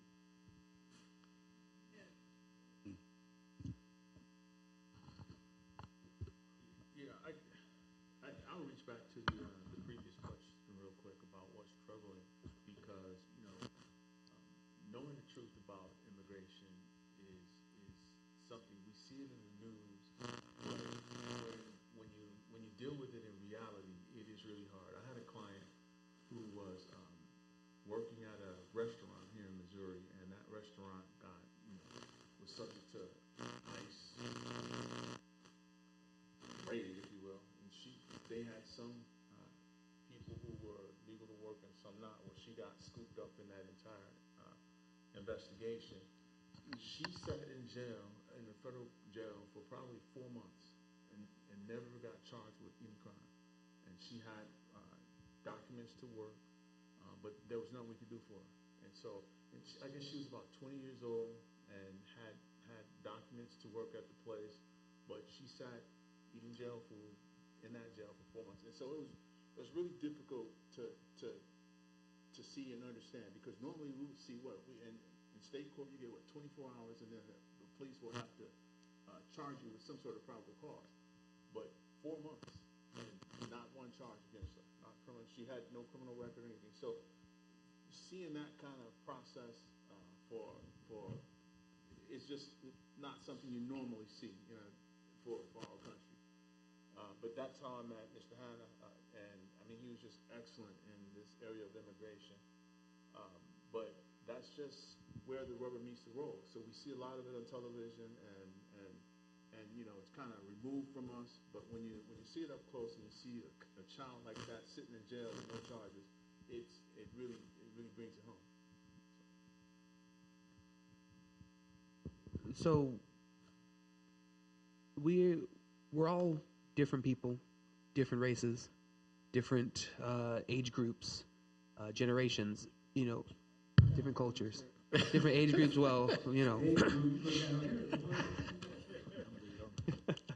a lot of the stuff we see on social media from different communities saying this is not my fight, so I will stay silent. How would you respond to that, especially when it has to do with immigration? Go ahead, sir. No, you go ahead. Age before beauty. Yeah. That's me first. So I think it's right. I mean, it's a tough thing. It's almost like we can live sometimes in two different worlds, right? It's like, well, that's an issue that's not really affecting me, so I don't really see how that's a big issue in our country, right?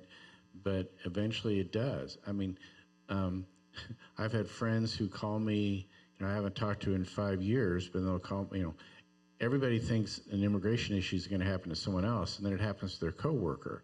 Or, hey, I had no idea this person is undocumented, and or they've got an immigration issue, or maybe they're here illegally, and then they have a criminal issue. So that means that I'm calling David, to help them be able to resolve that as best they can.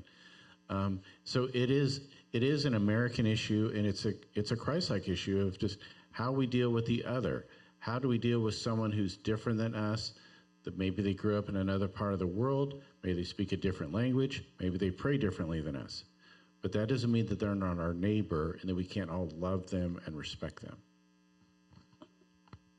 Yeah, I think it's a humanity issue. Like, most people don't want to get involved with things until it happens to them, right? Even with crime, like some people will say, "Oh, why y'all chasing me? Y'all didn't have to do that." As soon as you steal their car, go get them. Why didn't you go get them? I'm like, wait a minute, you just said it, right? But again, just if you see something inhumane, that's just what it is. I don't care if you white, black, green, red, whatever it is. If you're being treated wrong, right is right and wrong is wrong, right? So we have to look at it like that, and it may be some valid reasons, maybe from some people's personal experiences, but at the same time, just because it happened to me, what would Jesus do? Right? I'm still going to stand up and do what I believe is right.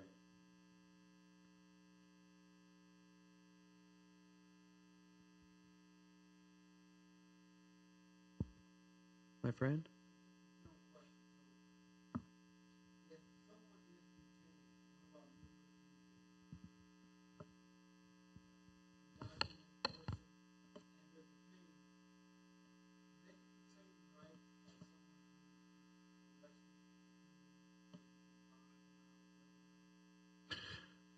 I can answer that. Do they have the same rights? No. For example, a public defender is not going to be appointed for them. So they're going to have to go out and hire an attorney and pay for them, or they're going to have to find a pro bono place that could hire them. Are they eligible for bond? The answer is going to be, it depends. It depends how they entered the country, and then the two issues the judge is going to look at as to whether they should give them bond are the same issues probably in the criminal sphere. So are they a flight risk? So in other words, are they going to show up for future court dates? And are they a threat to the community? And the second thing is, what's that person's criminal history? So if they don't have any criminal history, then the judge is going to look at their flight risk. Are they going to show up? So, and then the bond, lowest bond will be $1,500 in immigration court. The highest can be $20,000. And that's just to get them out. If they don't get, if the bond is not granted, that means they'll go to trial on their immigration case in about 4 or 5 weeks, and they'll be in detention during that time.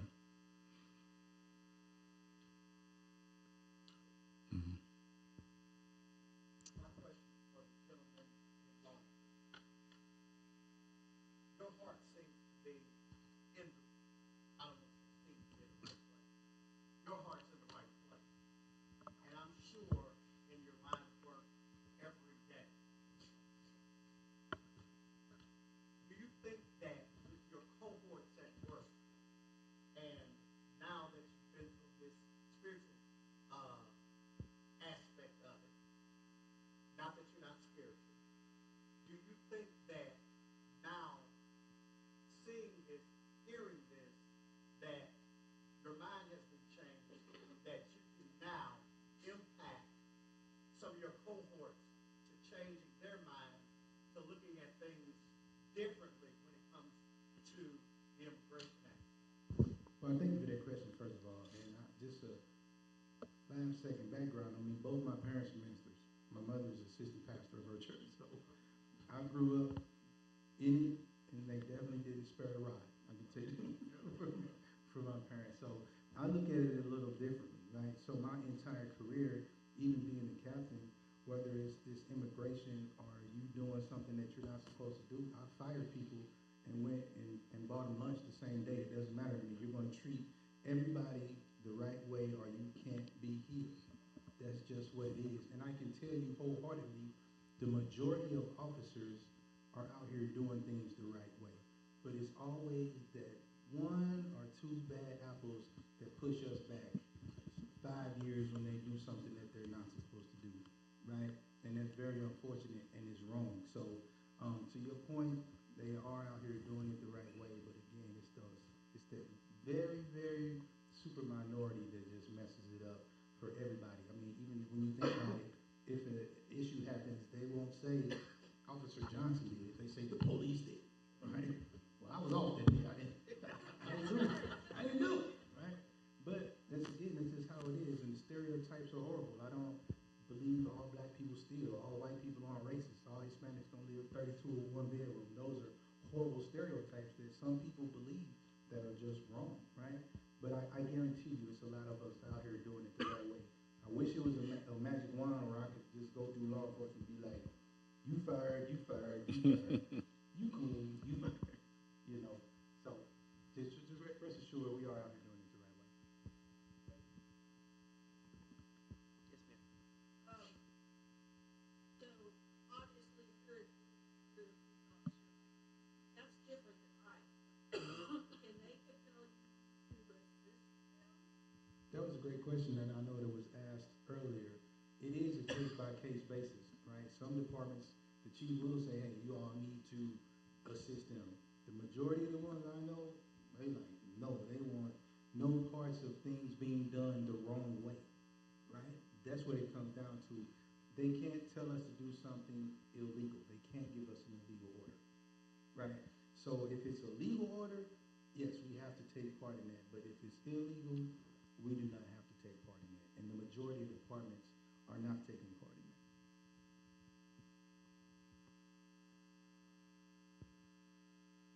Front.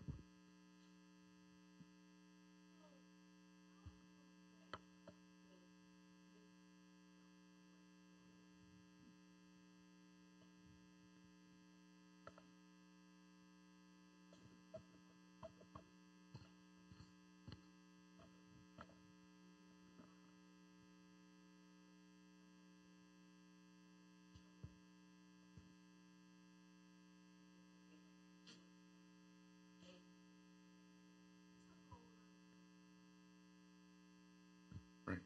So, of course, immigration has been part of our country since, that's how did I get here? That's right. Yeah, my parents are not native Indians or Americans. But we've had, for a number of years, a lot of people, you just show up and you're here, right? And then for a period of time, there was some very preliminary rules about immigration when people would show up at Ellis Island and get stamped, and then you're here. To be honest, we first started having, I'm not proud to say this as American, we first started having immigration laws when people started coming to the United States from China. So, oh, okay, so that's a different culture, different language, they look different. It's time for us to start having some laws on immigration.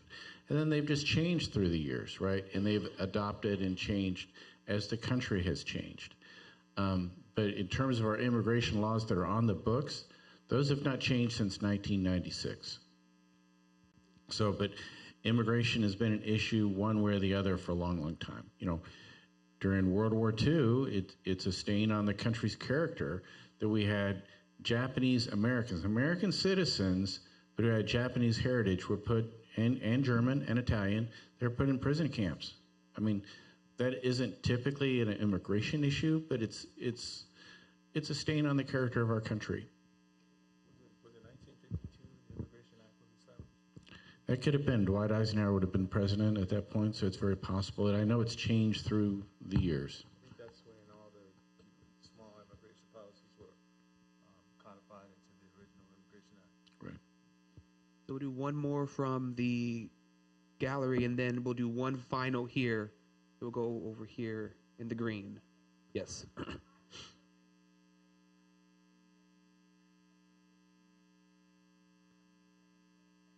So I'm going to pause that because that's my final question. Yeah, that's my final question that I was going to ask. Okay, so yes, in the back. That will be our final question.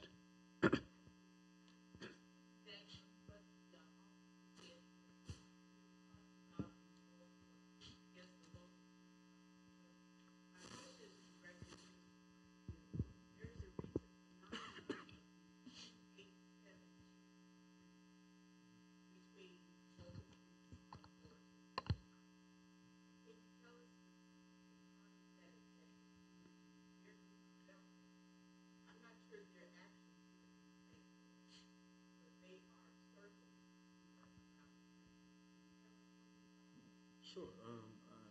Under, I think it's 287G of the Immigration Act. That's right. It's an agreement between the Attorney General and law enforcement, local law enforcement, in order to, the law enforcement is trained by ICE to really affect some of the immigration issues like arrest, detention, on behalf of ICE. But it's really kind of a buy-in. It's a voluntary. It's not order. And there are a number of law enforcement jurisdictions around Missouri who are already buying in, and I think they,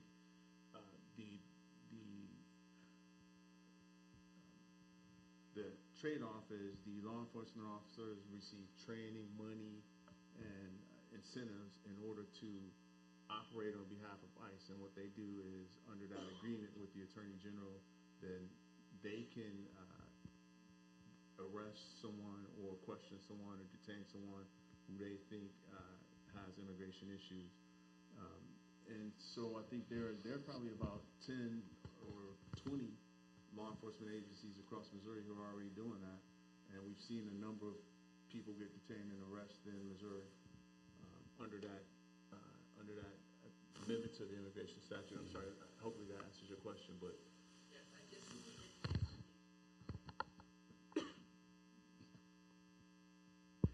Did you have something to answer that? No, you explained it beautifully. Okay. I was just gonna say, thank you all for having me. I do have to get to another engagement. I'm sorry, but Pastor Lloyd has my information sincerely. If you all have any questions or anything that I can do for you all, please let me know. I hate to have to go. But I do like to drop a couple nuggets on y'all just because I'm a kind officer and I try to help y'all, right? So, just by a show of hands, can I pull you all over for just 1 mile over the speed limit? Just one? Really? Just one?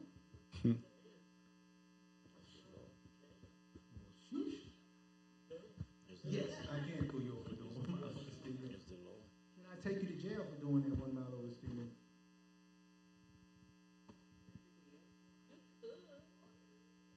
Absolutely, I can. Right? So just so y'all know, when y'all going down Hall's Ferry or 70, listening to Slow down when you see the cop car. just you're welcome. That's all. Thank you all. Good Lord. So now we're going to go to, good to see you, my friend, to this question over here. What is one thing that you would recommend for either the community or our local churches to do in order to help the immigrants in our community? I would say, like I said earlier, is life is about relationships, and be able to call a church, call a pastor's church here or a local school and say, hey, I'd like to develop a relationship with an immigrant family, and give them your name and number. Hopefully they would pass it on to that family, that they could call you or you could call them. To be able to just have them over for dinner, and develop a relationship with them just one-on-one, and just get to know them, let them get to know you. And it would be wonderful. It would be a life-changing experience. I know my life's been changed as a result. Yes, among others, and from Afghanistan and from Syria. And they do ask the weirdest questions, like, why do you celebrate Easter with a bunny and an egg? Their questions are very convicting about our own faith. Just continuing to hold those citizens, those individuals in your community is really kind of the best thing you can do. Obviously, the church community is the best community, period. You know, we have the working community and other communities, but obviously everyone is going to respect and love within the church community. Secondly, you know, that's good because if you recall, a lot of the immigration is surrounded around demonizing the individuals, and that's what's giving a lot of the energy towards the immigration policies. And it's hard to demonize someone who's involved in the church community like that. So being able to, you know, cover them and keep them in the church community is probably going to be the best weapon. The laws are the laws, and if they get on the radar, it's going to be hard to navigate the laws until, you know, we get a way to change them. But just pushing back on that image, that demonizing image, is going to be really effective in terms of helping them right now. Yep, amen. Pastor, anything what we could do? Okay. Just pray. Just Yeah, pray for that's a good one. Yeah, yeah. Pray Amen. for me, pray for us. Amen. To Hoping, you know, that things are coming softer, should I say, and no harder for us, because some of them, they get up, they go to work, the kids are in schools, and sometimes they just, you know, the night before, Pastor, pray for me, pray for my family. We don't know if we're coming back tomorrow. And that's a tough thing. It's a tough situation. But we're trusting in the Lord. We're trusting God and hoping that things are going to work for the best. Yes. Thank you. Amen. Blessings to you. To piggyback on Mr. Hanna's point about, you know, working with immigrant families, there is an organization here in St. Louis, Oasis International. Basically, they will put you in contact with an immigrant or refugee family, and you basically adopt that family. You do baby showers, you do birthday parties, you invite them over for dinner. You build that relationship with the families. It's a great one. And I don't know if y'all know this, but Ferguson Florissant School District has over 300 ELL students, so English language learners, all from immigrant families or refugee families. You know, it's another great opportunity. Our church is currently partnering with the family whose oldest daughter, who's 19, is detained, and we are working with the family, helping them out with bills. We have a few other churches helping as well, but it's hard, you know, because this young girl gets one meal a day.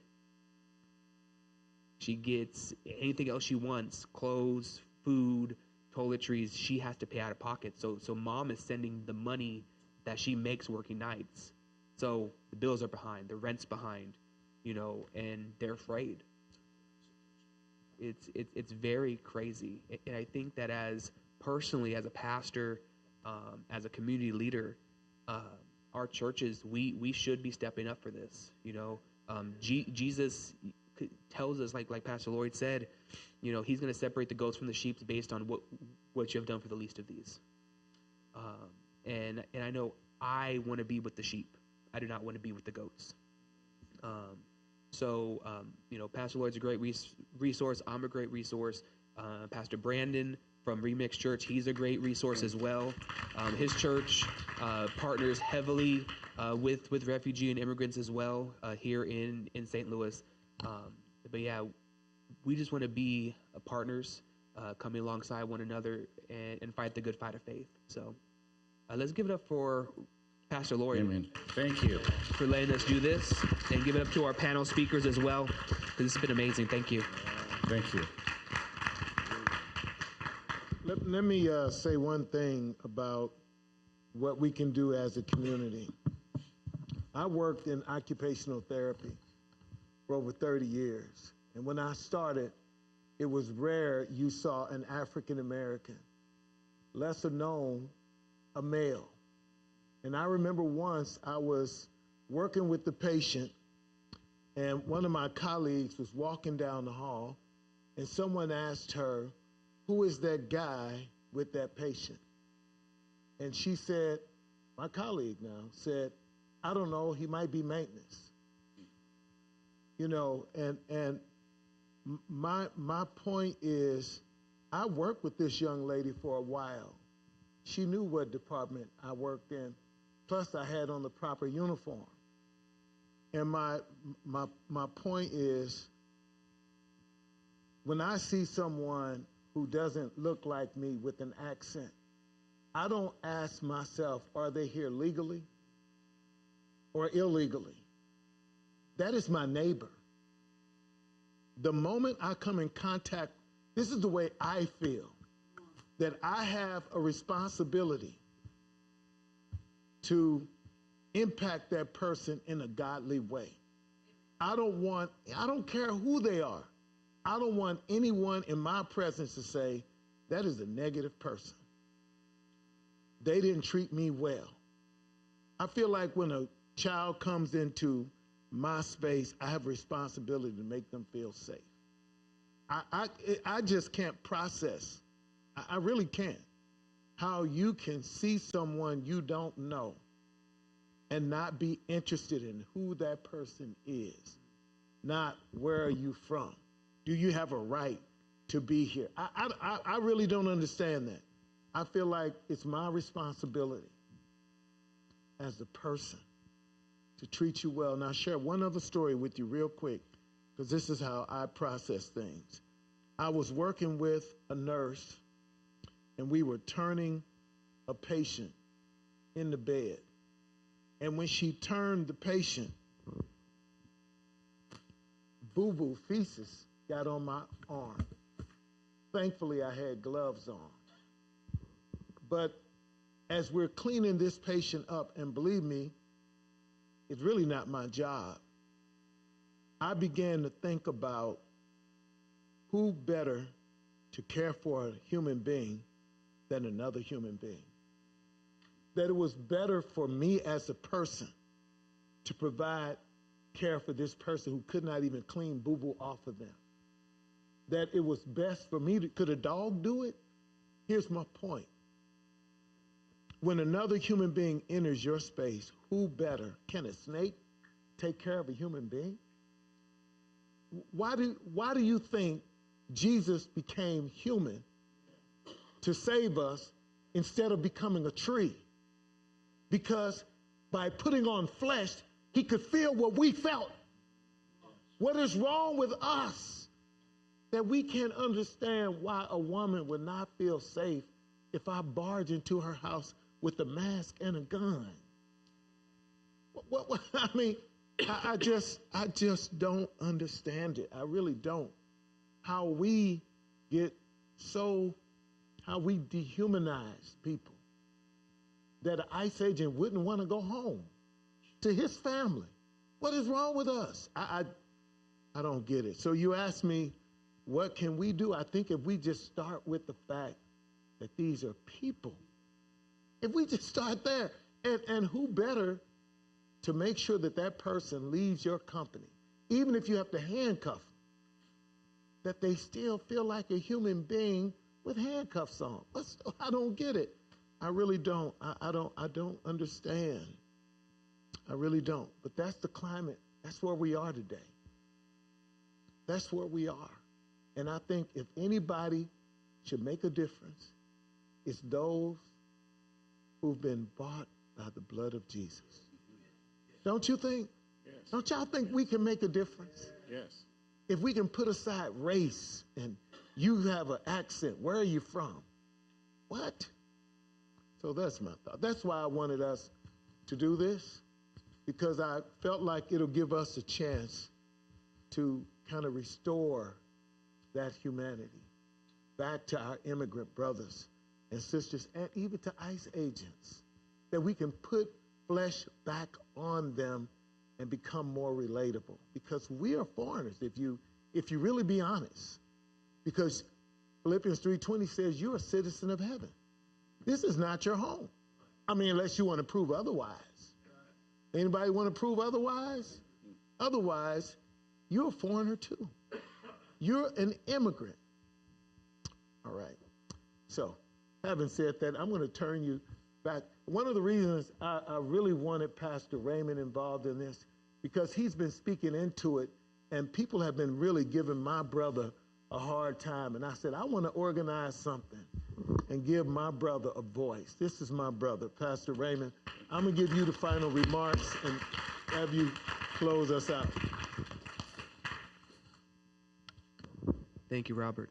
Again, let's give it up for our panel. Thank you, gentlemen, for being here. Really appreciate it.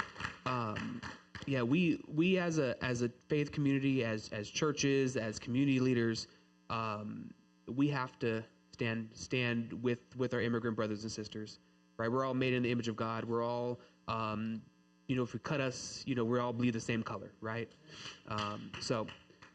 Again, if you have any questions on anything, I'm sure these gentlemen and myself, Pastor Lord and Pastor Brandon, I would be more than happy to give you information on things that we are involved with. Another really good resource is Immigrant Connections North County. It is a nonprofit organization out of Ferguson Church of the Nazarene. They basically put you in front of a DOJ-approved immigration attorney at 10% of the cost. So $60 for the initial interview. Immigrant Connection North County. They're out of Ferguson Church of the Nazarene. Amazing organization. We've sent people to them already. Basically, like an asylum case, $900 opposed to $90,000, however much it would be, right? So really great organization, and they're all over the country, I believe, as well now. That's great. So please, if you know of anybody that needs that, just send them to the website. They have a little drop down to translate it into Spanish automatically. So please send people there. That being said, I'm going to close out in prayer. Oh, never mind. We have a sign-up sheet. Mr. Hanna, do you mind if people request the PowerPoint presentation you did? Yeah. So you can sign up, and we can email that PowerPoint presentation out to you. Also, I do want to say I have a very good friend here, and I would be remiss if I didn't mention this. David Bryant is running for the county prosecutor's office, and we have pastors here, and perhaps you're watching online. It would be great if you invited him out to your church. Here's why someone like him is important, I think, to our community, because of diversion programs. What we don't want is, you heard him talk about misdemeanors. We want someone who understands the difference between punishing criminals and making criminals, right? We need a distinction there. A person who commits a small crime, the punishment should meet the crime. Their lives should not be ruined forever. And someone like David Bryant will help us make our community safer, and at the same time protect our young people who are trying to figure life out without ruining their lives. So I want to make sure that we highlighted that, because I strongly, you all know I don't dabble in the politics, but I stand behind David because David is a friend of mine, and that means something. That means that I believe that he's a man of integrity, so I fully support him. So please invite him out to your church. Stand up for us, Brother David Bryant. That's him. All right. Did you want to say something? No, I just want to say thank you to Pastor Lloyd, and I'm always happy when individuals are like seeing this today are involved in the community. That's what's so important to me, and that's why I am participating in the upcoming election. Community is everything, and this is the country that we make, so we should be involved. And we talked about, being unhappy about some of the things we see in immigration court, but it really is, laws are one thing, but the community is up to us as people. We have to be involved, and it'll be what we want it to be. So I'm glad to see people involved, and thank you, Pastor Lloyd, for a friend and highlighting what I'm doing. So, and thank you again. Thank you very much. And actually, I'm not going to close this out. I'm going to ask my buddy, Pastor Brandon, will you close us in prayer? Thank you. That's all good. Father, we come before you just acknowledging the dignity of people. Lord, I'm reminded of my Savior who was a refugee himself. Lord, we lift that up before you and help us to see that people are made in the image of God. And as a pastor, that's the only way I can look at people. I don't know how to look at people any other way. But God, I know that I have people in my church right now that are struggling with questions. So I think, Lord, as we pray, Lord, give us wisdom and discernment to deal through these issues, God. This room should be full tonight, and it's not. It should be full, but it's not. So help us to be the light. You're choosing us. You want to work through us. We felt convicted to come, God. Would you just move in our lives in such a way that we could be your mouthpieces in the community and that your love would be known. And God, yes, indeed, we want to show dignity because the gospel is the most important thing that we have. And I'm not going to love someone if I don't care about them. And I'm not going to guide them to you if I don't see them as my equal. So God, I just pray for that. Lord, thank you for all the people that chose to come here tonight. For those that have driven so far, we are honored by their presence, and may you just bless them mightily. But God, be with us in further conversation on this issue. May you be glorified in our very actions, and we lift this up in your name, God. Amen.